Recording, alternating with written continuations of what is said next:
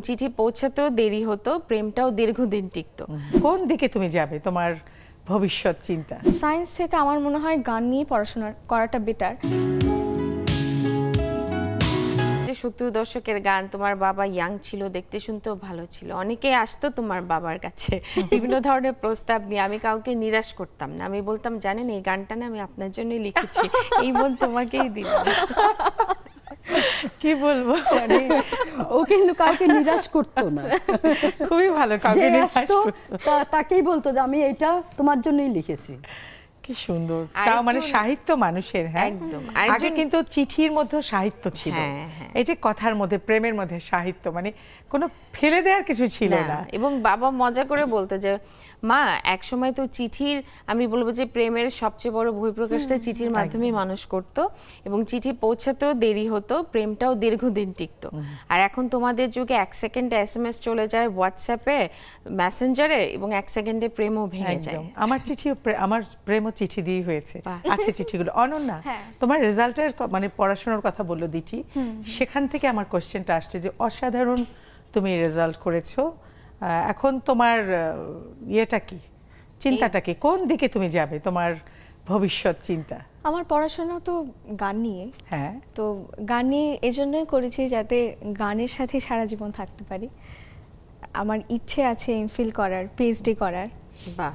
তো মানে যতটুকু সর্বোচ্চ পড়াশোনা আসলে করা যেতে পারে গানকে নিয়ে, গানকে আমার নিয়ে। ক্লাসিক্যাল মিউজিকের উপর পড়াশোনা, তো সেটাকে আমি যতদূর নিয়ে যেতে পারি এটাই হচ্ছে আমার ইচ্ছে। আর সেই সাথে ইচ্ছে আছে গানকে, এই যে ক্লাসিক্যাল মিউজিক, সেটাকে আমি কতটুকু সমৃদ্ধ করতে পারি, বিশেষ করে বাংলাদেশে। কারণ আমাদের ক্লাসিক্যাল মিউজিক এই ব্যাপারটা কিন্তু মেইন আমি মনে করি একজন শিল্পীর জন্য, কারণ এটা হচ্ছে বেসিক, এটা দিয়েই কিন্তু শুরু করতে হয়, একেবারে। যেটা আমাদের দেশে খুবই কম।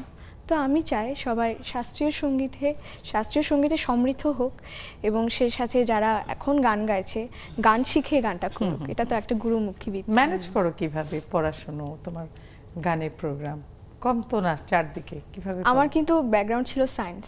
আচ্ছা, ওই সময় ব্যাপারটা কিন্তু আরো অনেক বেশি জটিল ছিল আমার জন্য, কারণ দেখা যেত বিশেষ করে কেমিস্ট্রি, ফিজিক্স অনেক কঠিন সাবজেক্ট। তো প্রোগ্রামে গেলে পরের দিন পরীক্ষা, প্রোগ্রামে বই নিয়ে গেছি, পড়াশোনা করছি, পরের দিন পরীক্ষা দিতে চলে গেছি।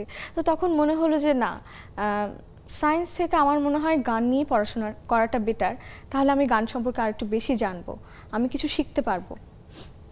এই লক্ষ্যে যখন মানে মিউজিক নিয়ে পড়াশোনা শুরু করলাম, তখন মনে হলো যে আমি তো জাস্ট একটু জেনেছি, কিছুই জানি না, অনেক কিছুই বাকি। জানিনি আসলে।